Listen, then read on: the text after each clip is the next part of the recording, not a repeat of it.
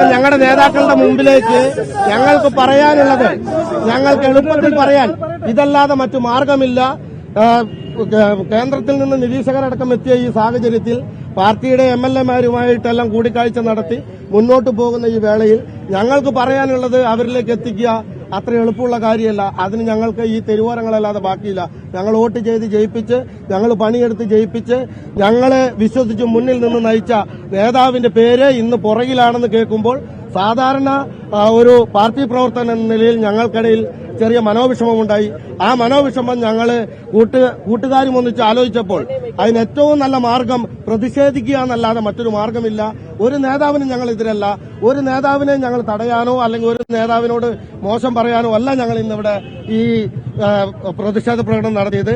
ഇത് ഞങ്ങൾക്ക് പറയാൻ, ഞങ്ങളുടെ നേതൃത്വത്തോട് ഞങ്ങൾക്ക് പറയാൻ ഏറ്റവും എളുപ്പത്തിൽ പറയാൻ പറ്റുന്ന ഒരു മാർഗം ഈ തെരുവോരമാണെന്ന് കണ്ടിട്ടാണ് ഞങ്ങൾ ഇങ്ങനെ ഒരു സമരത്തിന് ഇറങ്ങിയേക്കുന്നത്. ഇങ്ങനെയൊരു KPCC പ്രസിഡന്റും കൂടെ നാടാണ്. അദ്ദേഹം ഇവിടെ നാട്ടിലില്ല, അദ്ദേഹം പുറത്താണുള്ളത്, അദ്ദേഹം തിരുവനന്തപുരത്താണുള്ളത്. ഞങ്ങൾ KPCC പ്രസിഡന്റിനെ കണ്ട് പറയാനിരിക്കാൻ വേണ്ടിയിട്ട് ഇരിക്കുകയായിരുന്നു അന്ന്.